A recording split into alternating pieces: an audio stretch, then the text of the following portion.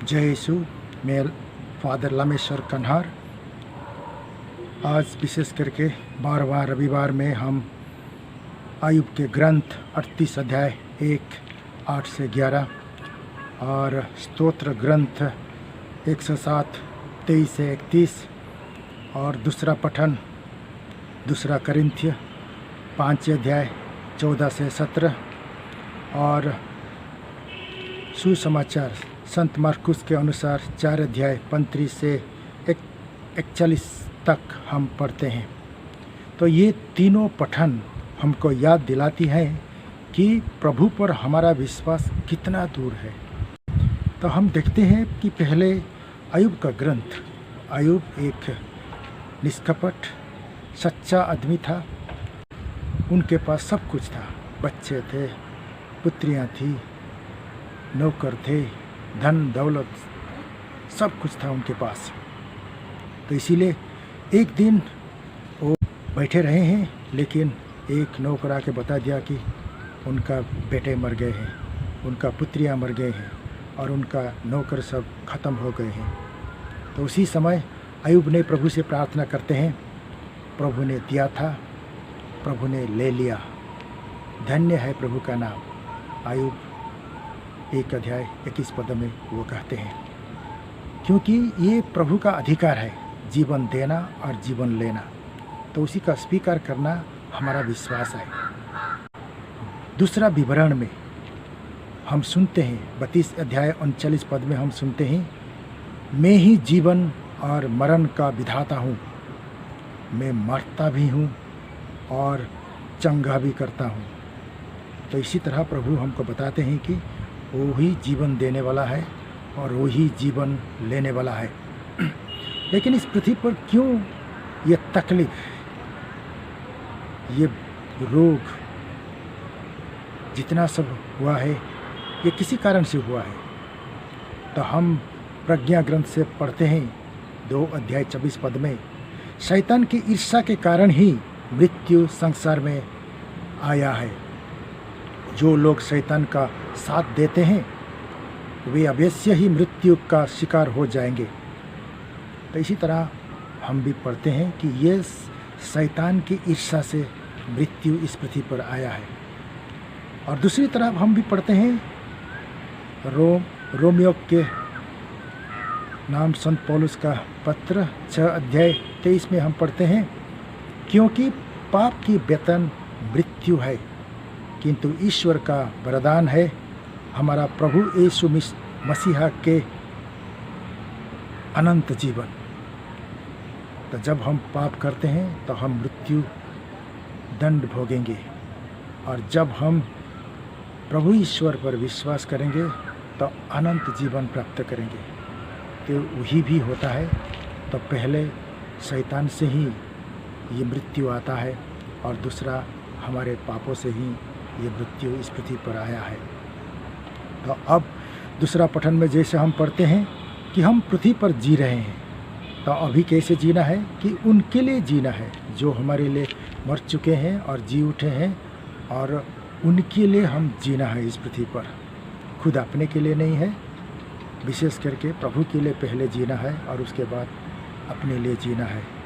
तो इसी प्रकार हम दूसरा करिन्थिय 5 अध्याय 15 में पढ़ते हैं, मसीह सबके लिए मरे, जिससे जो जीवन है वे अब से अपने लिए नहीं बल्कि उनके लिए जीवन बिताए जो उनके लिए मर गए और जी उठे हैं। तो इसीलिए प्रभु यीशु ने हमारे लिए मरे और हमारे लिए जी उठे। इसलिए हमारा कर्तव्य होता है उन्हीं के लिए जीना है, प्रभु यीशु के लिए जीना है। तो उसी तरह हम भी और पढ़ते हैं दूसरा करिन्थिय 5 अध्याय 17 में हम पढ़ते हैं, उसका अर्थ यह है कि यदि कोई मसीह के साथ एक हो गया है तो वही नया सृष्टि बन गया है, पुरानी बातें समाप्त हो गया है और सब कुछ नया हो गया है। तो इसलिए जब हम मसीह के साथ रहते हैं तो हम नया जीवन पाते हैं। पुराना मर जाता है और नया फिर जिंदा हो रहता है। आज के सुसमाचार में हम पढ़ते हैं, सब शिष्यों 5000 लोग को खाने के बाद वो लोग लौट रहे हैं, कफरनहूम लौट रहे हैं, वही तिबेरियास झील के द्वारा। और उसी समय वहाँ वो झड़ निकलती है। तो प्रभु यीशु सो रहे हैं और उठने के बाद वो बोलते हैं, वे जग गए और उन्होंने वायु को डांटा और समुद्र से कहा, शांत हो। वायु मंद हो गई और पूर्ण शांति छा गई। इसी तरह तो उन्होंने अपने शिष्यों से पूछा, तुम लोग इस प्रकार क्यों डरते हो? क्या तुम्हें अब तक विश्वास नहीं है? तो प्रभु यीशु उनको पूछते हैं, तुम क्यों डरते हो? मैं तुम्हारे साथ हूँ। क्या तुम अब तक विश्वास नहीं करते मुझ पर? तो कब करोगे? तो ये प्रभु का प्रश्न है हम सबके लिए। तो प्रभु हमारे साथ रहते हैं, इम्मानुएल, किंतु हम लोग डरते हैं। इसलिए वो पूछते हैं, क्या तुम्हें अब तक विश्वास नहीं है? तो उस विश्वास को हम जगाना पड़ेगा। जो विश्वास को हम बपतिस्मा में पाए हैं, बचपन में ही पाए हैं, तो उसी को जगा के हम जीना पड़ेगा उनके लिए। इसीलिए कैथोलिक कलीसिया हमको सिखाती है, माता कलीसिया हमको सिखाती है, catechism of the Catholic church, Catholic कलीसिया की धर्म शिक्षा 1816 परिच्छेद में हमको सिखाता है। तो विश्वास में रहो और विश्वास के लिए जियो और विश्वास प्रकट करो और विश्वास को साक्षी दो और विश्वास को प्रसार करो। इसलिए हम पहले विश्वास में रहें, उसी विश्वास में रहें। पिता और पुत्र और पवित्र आत्मा को हम विश्वास करते हैं, उसी विश्वास में, उसी त्रैक्य परमेश्वर के विश्वास में हम रहें, उनके साथ रहें, हम उनके साथ जिए और उसी विश्वास के साथ हम आगे बढ़ें।